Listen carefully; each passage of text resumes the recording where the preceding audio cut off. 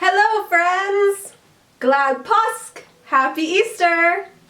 Why am I dressed like this? I am dressed like a påskkärring, which is Swedish for an Easter witch.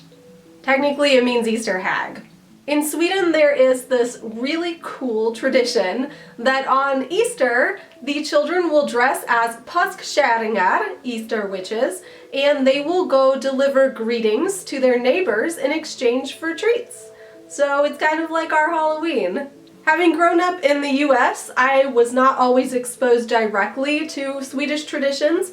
However, having a Swedish mother and family that still lives in Sweden, I am well aware of it, and I've always had a thing for Easter witches. So today I decided to dress like one. The tradition of påskkärringar comes from back in the 17th century when they were doing witch burnings, so perhaps not the nicest origin. Somehow this has made its way into modern tradition. So as the story goes, the witches would fly to Blåkulla, which is like a special place where they would meet with the devil once a year.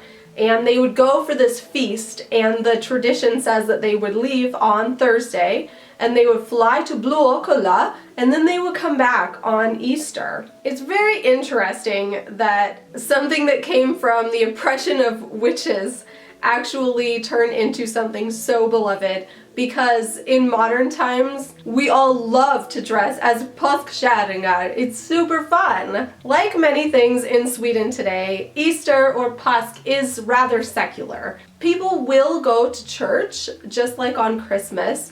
However, both of these holidays are not really considered to be religious. They're just something that is a Swedish tradition. Some things are similar between Christmas or jul and PÅSK or Easter. In fact, there's even a drink, julmust, which you can buy on Easter. It is påskmust. It's, from what I know, the same thing. Just like in the US and many other places, in Sweden they will decorate eggs for Easter, and eggs are a traditional part of the Easter meal fare. The traditional makeup for påskkärring is these rosy red cheeks and freckles dotted around your nose and cheeks. A headscarf goes with the look. Mine is actually a Star Wars scarf that I happened to have available.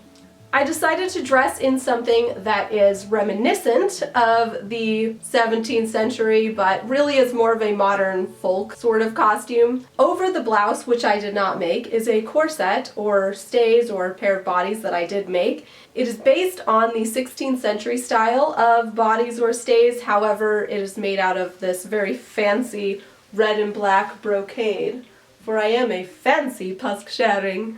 In case you haven't noticed by now, I kind of like fancy stuff. I also made my apron. It is a smocked apron, and in fact, I did the smocking on the airplane one time when I was flying from the US to Sweden. So how appropriate that I would wear it now for a Swedish-American traditional outfit. I've been a little lonely in quarantine, and I was actually a little isolated before quarantine as well. And I decided that since I couldn't get out and do anything, I was going to celebrate Easter right here in my house.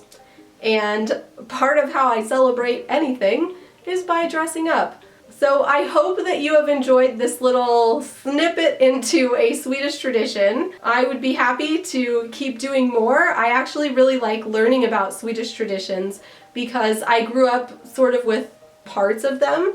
And now as an adult, I'm actually really enjoying learning more about them myself, as well as researching where they came from. For now, I hope that you all have a glad påsk, happy Easter, as well as happy Passover, Ostara, and happy spring, and happy everything you celebrate, including have a happy day. I'll see you back here next time with another super fun costume video. Bye bye! Hej då allihopa!